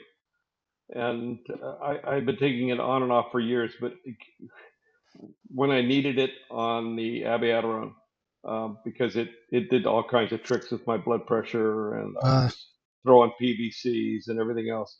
And basically, the new regimen of Orgovyx and darolutamide has been absolutely incredible. No hot flashes. Blood pressure's gone back down to what it was maybe 20 years ago, and I feel great. So Same thing happened to me on abiraterone. Yeah, I had uncontrollable blood pressure. And then I was on lots of meds, and then I had postural dizziness. All right, thanks, guys. I think we got to move on because there's plenty of people to go. Actually, we may even pull this one out. We have till 15 minutes after the hour, Rick. Well, no, we have no limit anymore because they moved their meeting to the morning. We have a couple of questions, and somebody Yes, just took yes. their hand. Who Gary was it? But Peters. I don't know who took their hand down, Oh, but you put at least one question. Oh, they put it back up. oh, Frank Frank Chambra. Chambra and Gary Peters. Frank Chambra, you were first, I know, and then you took it down. What's on your mind first about this? So I guess John kind of answered his own question because I had the same problems with feeling dizzy and I don't know what it is called, but you know when you sit down, you stand up. Is it called orthostatic or something? You, That's right. so I was becoming orthostatic, and because my wife's a nurse, we had blood pressure cuffs and everything, and to constantly monitor me. So that was when I was doing the Pluvicto.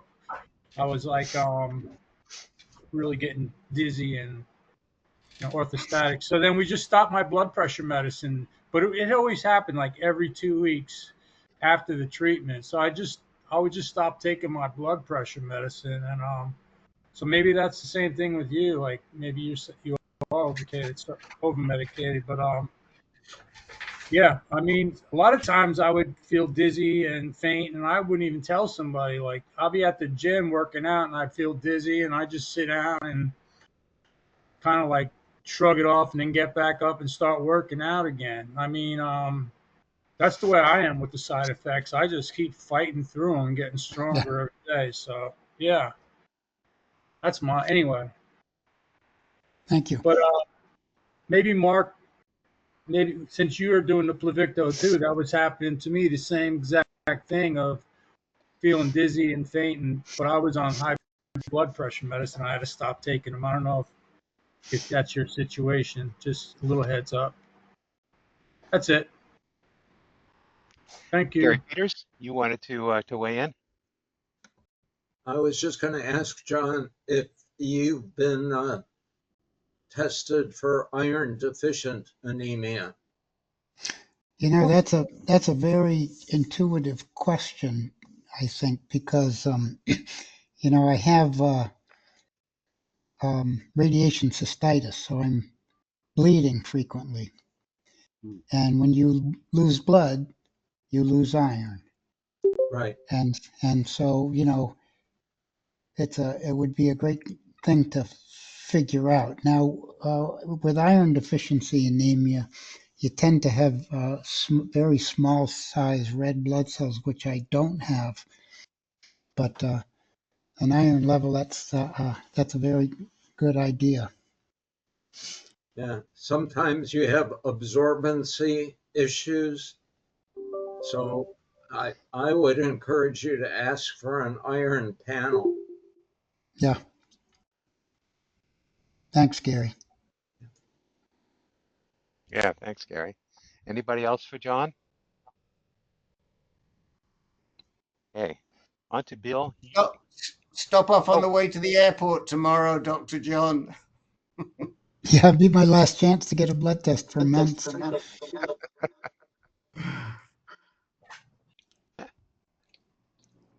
as a foreigner, you can't take it. Jeff.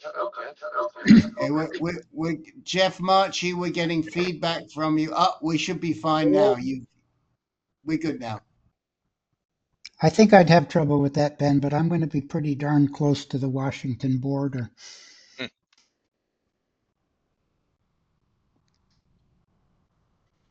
Okay, so now it's on to Bill. You.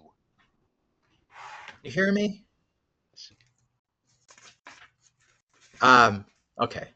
So last week talked with you guys about getting Dr. Antonarakis to take my follow-up care in the future. My PSA is undetectable now, 4 months out from radiation.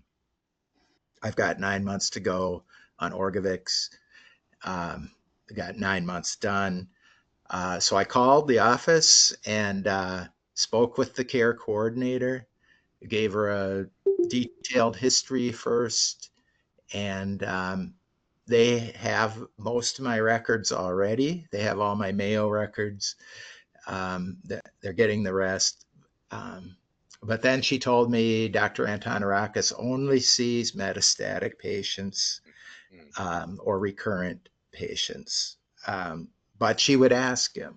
And then I brought up AnCan, and I dropped Rick's name and Dr. John's name. And I said, you know, these guys recommended Dr. Antonarakis. They know him. They think he's fabulous. And so the next day she called me back, and she said she talked to the doctor, and he said, and this blew me away. I really doubt these were his exact words, but what she said is, at this point, he would consider me cured. He used that word. I said, nobody's ever said that word, you know, regarding my case. But anyway, she went on to say, you know, if I really want to see a med oncologist right now, you know, I should go see this Dr. Hujek at Minnesota Oncology. She said, but as long as your PSA remains where it is, Dr. Antonarakis said, just, you know, go ahead, finish out your 18-month course on Orgovyx. He said, then go off it, check every 2 to 3 months.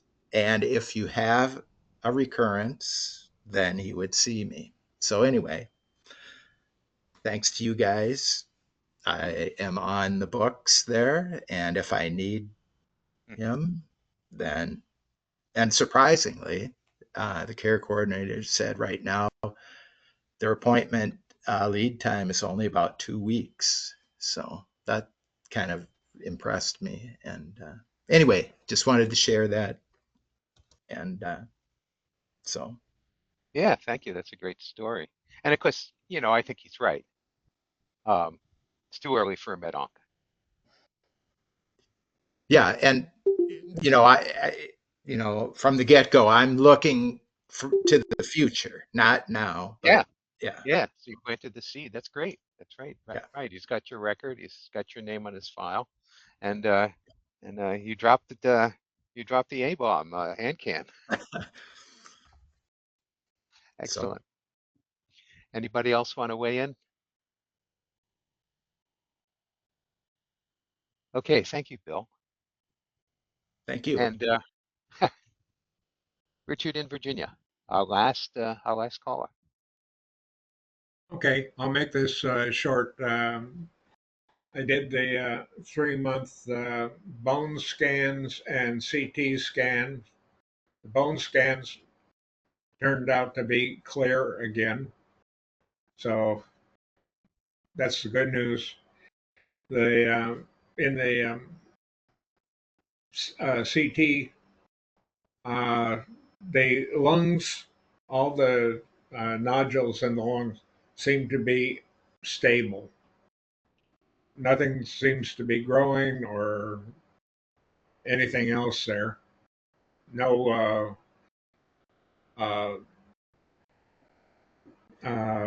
feelings from that. The 3 nodule or lymph nodes, one in the back and 2 in the pelvis, they have grown this time. So I'm being sent back for another PET scan, and that's being scheduled right now. And then the plan from both Markowski at Johns Hopkins and Allen agreed we'll see what goes on. Maybe try another duplicate treatment. I was on Abby, but somebody was saying about their blood pressure going bananas. Yeah, that was just one of the side effects there. And that's basically where we stand right now. And Dr. Markowski has heard about a and I've heard, this is secondhand, that there it may be a trial that somebody is interested in with the foamy gland um, cells. So I'm going to pursue that this week as well. What do you know about that trial, Richard? Do you have a clinical trial number? No, Or I don't. I it's mean, a name? it was secondhand. He got it Hmm. from somebody else, and so I'll try it, which is really um amazing since it is so rare. Um, the other person with that in Virginia uh, has quit. He had other comorbidity problems, but anyway, that's where we're standing. When I had the TERP in March, the pathology on that one went back to Johns Hopkins again, and it was consistent with the same uh, cancer. So the good news is it's not morphing, and until this time, I've been on this now over 3 years. I went through two types of chemo, and I did well on those until the white blood cells count started going down. But and then I've just been on the Lupron and moving along consistently well until this time around. So are there few enough lymph nodes that they could do metastasis directed therapy, that they could just zap the nodes? The magic number is like 5. There's basically 3 of these that are now the nodes in the lungs. Yeah. Yeah, they're over 100. So, and they've been that way since I was diagnosed. So, I mean, in late 21. So, And uh, too small and to biopsy? that doesn't bother me though. That not that I'm a runner or anything, not at 80. But no, I get along well with that. So those are too small to biopsy? Yeah, Yeah. there was one attempt or one plan to try with a what is that called invasive Uh-huh. and that was canceled because the chances of getting anything there was very small. Yes. Yes. These are all, the biggest one is 9 millimeters. Mm-hmm. So Yeah, the risk reward is not favorable. You're taking a yeah, bigger chance than you'll get information from. Yeah, I mean, I think if they've been stable since day one, that's a good sign. They have nothing to yeah, do with this. yeah. Let's see. Last Monday, somebody was talking about an enlarged prostate. I started out with that with a diagnosis of benign uh, growth, and which was wrong. And it was the embolization. I went through that, and I wish somebody had just tried a TERP or something like that, so they got samples. But anyway, they didn't. And then it was a urologist who said, you need a MRI." So that's where we started this. And that was all in 21. I know So, Rick questions what's happening to me, but I'm waiting for his comments. oh, now so am I. Richard, what is it that they want to do? What additional tests do they want to do for these nodes? You said they're sending you back for additional tests. What are they? Oh, well, the first one is do the Pluvicto, or not the Pluvicto, the PSMA PET scan. Mm-hmm. And that's basically all that is on the plan right now, Okay.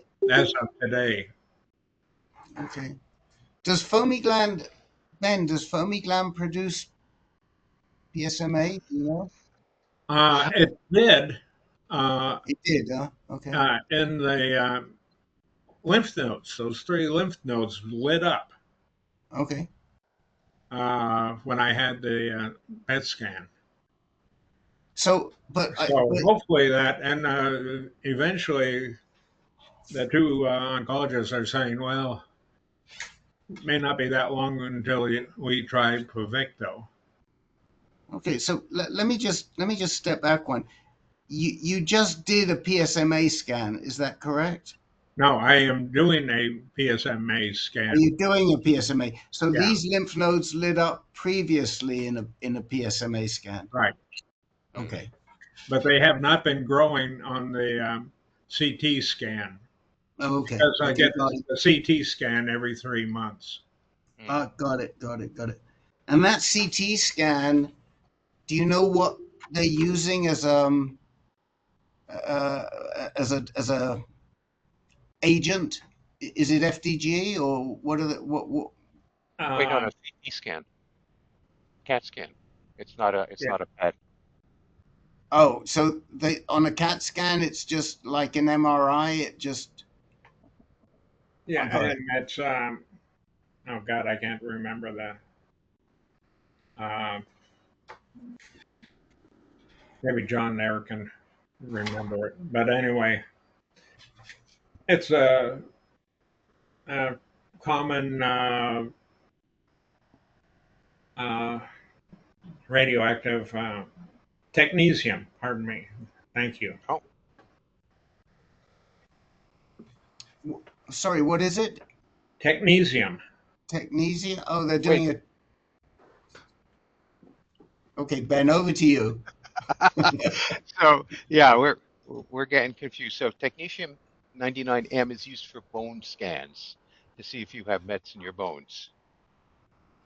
Oh yeah, you're right. I'm sorry, I got the wrong one. And I don't remember what the other one is. So I get both of them. Matter of fact, I get both of them in one day. Start out with the technetium first thing in the morning, and then go on to the CT, and then they pump me up, and then go back for the sensor tests. So how often are you getting PSMA PET scans? Every 6 months, did you say? No, it's been like a year. Oh, Christ. Last one. Now the PSMA is another one, and of course, every time I get that, the insurance company comes back with, "Why do I need to have both of those so frequently?" Well, they're different from each other. That's why they do both. They don't show Yes. the same things. But it's almost like that. I mean, those are very 2 old-fashioned technologies, especially the bone scan. Um, they should be upping the frequency of the PSMA PETs, which is, you know, better than either one of them. For most Yeah. patients. But that did not show anything but those 3 lymph nodes. They lit up. The lungs did not light up. Pardon the English. and neither did the bones at that time. I mean, there's a CT scan that you get for free. It's not a great one when you get a PET scan. And in my case, at least, it did find nodules in my lungs. So yeah, you have larger and fewer nodules, though, don't you? I'm in an innumerable club, innumerable school. Oh, okay. Yeah, Um, okay. I finally So got when one you that get was big that enough. club. Yeah, I finally got one that was big enough to biopsy. So Rick, it sounds Oh, like you did get a biopsy. Were you the one finally, who yeah. got the with the what's it called? Scope down the lungs? No, I had a needle biopsy. Oh, okay. How big was the nodule they went after? I think it was just over a centimeter, which is kind of the threshold. Yeah, that makes sense. Because that what is it called? Invasive. That's the wrong term. Radiologist. Interventional. Yeah, he was all for it until he found out what the sizes were. Yeah, yeah. If it were really an urgent question, they might chance it. But for something like this, where there's no reason to suspect it. Um, so, Rick, wouldn't you say that Richard is a candidate for MDT, metastasis-directed therapy? Yeah. Yeah. Well, yes and no. Yes, Hmm. if it was just those PSMA Yeah. Yeah. that lit up, but then one might say, well, no, because we've got all this going on with the foamy gland, so then it becomes really the oncologist's choice, and you have to rely on what's his name, Markovich, or Josh Allen. Markowski. Markowski and Josh Allen, right? Isn't he? Yeah. Yeah, the two. You have to rely on Josh Allen and Markowski to what they're recommending. So I don't know, Ben, because it's not quite as simple as just, well, those three at the back. Yeah. Yeah. Matter of fact, yeah. And after the PET scan, that's when I'll get recommendations again from both of them. Yeah. But they wanted that before anything. Yeah. No, I get that. I get that. Do the lung nodules show on a PSMA scan or not? Nope. No. They don't show up at all. Yeah.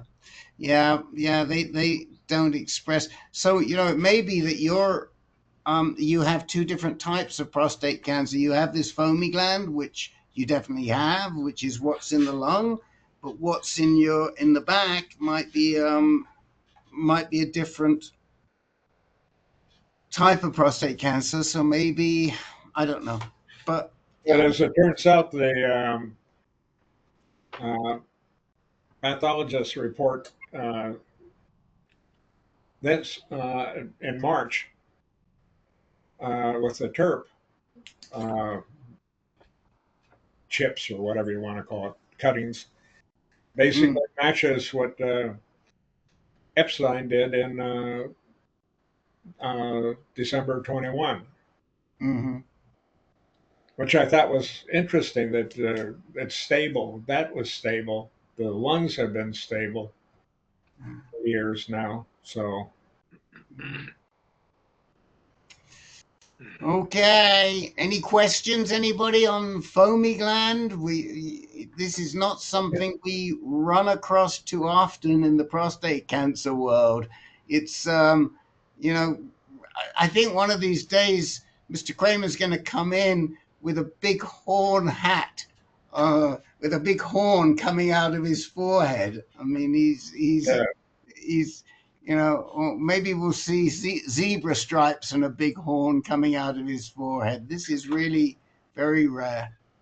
Yeah, I mean, Epstein has now seen 51 cases in the world. So there you go. There you go. That's why NIH, when I talk to them about trials, I won't I don't remember what her name was there, but she said, no, there aren't enough patients to do a trial on it. Well, it'd be real interesting if there is a trial going on and what it is that they're going to try. So please keep us posted. Get that NCT number. Yeah, we're dying to know. Okay. Yeah, I want to do that. There's Inova has someone who helps by searching as well, and I've got Okay. the NIH number and the What, what Richard? is it, .gov? I don't remember it offhand. Yeah, we have somebody like that. His name is Ben Nathanson. Well, I may be calling on Ben. Okay. All right. Do we have anybody else, Mr. Ben? There's nobody on the list. I'm going to charitably extend the window for anybody who urgently wants to speak tonight and came too late. Okay. Let me just say, Carl, we won't yes, do you yes. justice at this point in time to take you on as a new man. Turn on your mic. Hopefully we can hear you again. Are you still with us, Carl? I am, yes. We won't. So just as a word of explanation, and this is on the tape, so it's good. The reason we have the cutoff at 10 minutes in is because, as you can see, we have a lot of people. And so it's only fair that people who are here in the first 10 minutes can claim time, and we always give newbies priority. So my thought is come on in on the 7th, unless there's anything really urgent. If you have anything really urgent, yes, definitely bring it up. Ed has his hand up, so we'll go to Ed, and then we'll come back to you just to check if there's anything you need to know right now. Ed, go ahead. Oh, hey, that's good for John Maxwell. There you go. John Maxwell, I said, Ed, go ahead. Does that qualify? No. It's not enough. Oh, you got to unmute, Ed. It's not poetic enough. Unmute, Ed. Go on. There was a lot of talk tonight about the doublets. Now, I Yes. went for first Firmagon shot at the beginning of last month. I got another one coming up next Thursday, and then radiation to follow. Now, is this something that should be to the doublet? I've got to look at your stage. Let me just pull up. Do you recall what stage you are? 3T. T3. Yes. So the answer is yes, and it's something that should be discussed with who was it that you didn't, did you see Petrolac, or who was the I see Dr. Austin at Smilo, but he also consults with Dr. Kim. Okay, but which is Dr. Austin the medical oncologist or the radiation oncologist? The medical. Okay, so it's a question that you've got to ask Dr. Austin. Okay. If you are T3C, then yes, you are. It's recommended, or it's recommended. NCCN does suggest doublet now, because I just looked at this. That's why I'm so sure. I looked at it for somebody else. So yeah, you could be a candidate for doublet therapy. It never used to be that way. When I was diagnosed, they just about were introducing abiraterone. It was still in trial. But my diagnosis, T3A, would have qualified me for abiraterone at the same time as the Lupron when I was doing the radiation. Okay, so what would they put with Firmagon? They would add to the Firmagon abiraterone and prednisone. Okay. and that's the doublet. The singlet is the Firmagon, Yeah.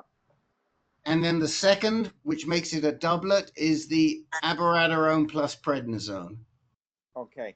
And then there would still be radiation to follow, correct? Yes. In other words, all the time that you're doing now, they may, and this could be in the plan, and so you can just ask them. They may start you on the abiraterone, and they may be planning to start you on the abiraterone once you finish the radiation. Okay. All right. Okay. I don't know. You have to ask them, but they may not have it in their plan at all. I'm honestly not sure if they put you on doublet when you're doing radiation like you're doing, when they actually start the abiraterone. Ben, do you know? You're muted, Mr. N. You're muted. No great loss. Yes, I've wondered about that same question. The old, neoadjuvant, adjuvant, concurrent. Yep. I am not sure. But Or it rather, is. I'm not. Go ahead, Ben. I was just going to say I am not certain that there's a preferred way to do it. But it is in the guidelines. It is in the NCCN guidelines that T3C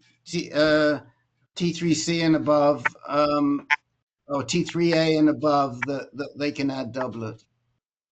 Okay. What would the benefit to it all be? The benefit is that it is more durable. The treatment will be more durable. Now, that isn't to say that it won't give you more grief and be harder to tolerate. As you've heard tonight from a number of men, they weren't able to tolerate the ADT and the abiraterone at the same time. You heard that from Dr. John. You heard that from somebody else. Was it? I forget. I think it was Steve Rue. But if you can tolerate it, it's more durable. Now, if you ask me what trial that was from, I honestly don't know. I'd have to look, or I'd have to send an email to Mr. Nathanson and ask him to track it down. Right. So this is they specify Abby only, not another androgen axis inhibitor. No, it doesn't say they specify Abby. So it must have been right. So that's all they can say, right? Yeah, it was one of the Abby. It was one of the what was the Abby started with S. Which one were the Abby? Which were the Abby trials? I forget. Oh gosh. Yeah. So long ago. No. I mean, I can pull it up right now. It'll take me 2 seconds to pull it up. In fact, what I'll do, I'll make a note. I'll send it to you later, because I actually sent it. I can't even remember who I sent it to now either. But I actually copied it and sent it to somebody this week because they had a similar question, and I said, really, you should be on. So let me make a note to send it to you, Ed. Okay. And then you can just ask them if, what I would do is send it to the doc and say, look, this is what it says. Can we talk about pros and cons? Yeah. Yeah. We'll have that discussion next Thursday when I go. Right. Bill, you're only on the ADT, or are you on Abby as well? No, just Orgovyx. Just Orgovyx. Yeah. Yeah. I can't remember who I sent it to. It wasn't you, was it, Bill? I didn't. Was it you I sent it to? That you could be on Abby as well? No. Okay, I'll figure it out. We had. Okay, we'll go back to Mr. Sullivan. Carl, is it okay to talk to you, or is there anything urgent that you would like to talk about? No, I just had a question. I just want to confirm that I'm in the right group, in the high risk group.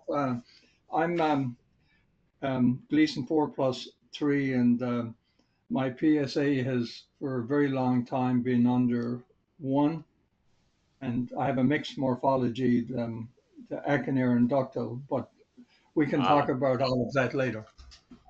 Well, not really. You probably are better initially in the low intermediate, because you're not, unless there's something else that you do you have intraductal, or is it are you No. intraductal? No. Okay. Ductal. Oh my gosh, Tim, are you still there? We have to unmute you. It sounds like you've got a countryman on the line here, Tim. We're being taken over by the Irish today. Oh my gosh, Carl. Yeah. So I don't know if you heard Tim earlier on, but he's been here 50 years. How many years have you been here, Carl? Oh no, I've been in Canada all my life. Oh, you've been in. Oh, you're Canadian. Oh, yeah. Okay. I blew it on that one. Yeah, well, I am. My accent is fairly Irish, I think. Yeah. It is, yes. Carl, you probably, if you don't have intraductal, you probably should start off in the low intermediate group, and the next meeting for that is in this room on the 14th of July. Okay. And with everything at the moment is contained within the prostate gland. Right. Yeah. So, do we have your email address? Are you signed up for us? Oh yeah. Yes, I'm signed up. Yeah. Okay, I'll make sure that you get the low intermediate. You're very welcome to attend this group, but I'll come and listen. If you want to listen, it's like, I see Bob in here. I know Bob's in our active surveillance group. We talk about some, end stage treatments in this group. So we it's really up to the men, if they're not at that stage, if they want to listen to that or not. Because some men find it can be disturbing for some men. You will never say, I want to have what he's having. That's right. I of course, I explained my camera wasn't working, but my pathologist report referred to it as high risk, and I didn't really know which group I should be in. That is a fair assessment. Ductal is high risk. I have ductal. Yeah. Well, what do you think? What do you think, Ben? Let's say that that Carl was eligible for radiation therapy. Would he be getting 18 to 36 months worth of hormone therapy then? Oh, I didn't have it for that long. Well, what? No, I'm trying to remember. No, I did not have it for that long. I had it for no. Initial treatment. If he went in initial. That's why I stopped. No, it was for about 6 months. No, I had it. I extended it for a year. So I did it. I started concurrently with radiotherapy, and I ended after a year. Yeah, but that was for recurrence. Yes, I'm sorry. Yeah. Right. So what we're talking about with Carl is that if primary therapy, yeah, he had ductal and he got primary therapy of some type of radiation, would that be accompanied by more than 8 or 9 months of hormone therapy with ductal? I don't know. I don't know that there are guidelines for that. But certainly, probably in terms of appropriateness, this group after this recurrence. Yeah. At this point. Yeah, that's sort of, so where what we do is if you're really a stage 3 or higher, and you're going to be dealing with more than 18 months of hormone therapy, we encourage the men to come to this group, because the expertise in dealing with hormone therapy is in this group and not in the other group, Carl. Yeah, I think it's I guess I'm stage 3, but I'm just getting started. So, yeah. Okay, well, you're welcome to both. How about that? All right. Okay. Where in Canada are you? You're not in Calgary, are you? No, I'm as far east in Canada as you can go. Oh, we have a lady in our MS group who's in Nova Scotia. No, I'm further east than that. New Brunswick. No. Newfoundland? Yeah. Yeah. Oh Yeah. my gosh. A Newfie. We got a Newfie. Yeah. Okay, we'll come to both because it adds flavor. It adds a lot of flavor to the group. Yeah. Yeah. Well, on the next meeting, I'll be in Vancouver, so I have 2 sons out there, so I can join from there. Yeah. Join from there. Maybe Dr. John is leaving for Calgary tomorrow, and then from Calgary they're going on to Vancouver. So. Okay. Well, I'll be in Vancouver on the 7th. I'll send him a note. Okay, I don't think you can go further east or west than from Newfoundland to Vancouver, can you? Unless you go to Victoria. Oh, okay. Yeah. All right, guys. Enough. Okay. Thank you very, very much. A pleasure. A pleasure. Okay. Good night, everybody. It's been a pleasure. Take care. Don't forget. Next meeting is the 7th. Yes. No meeting next week. Okay. July 7th. All right. Good night, all. Good night, all.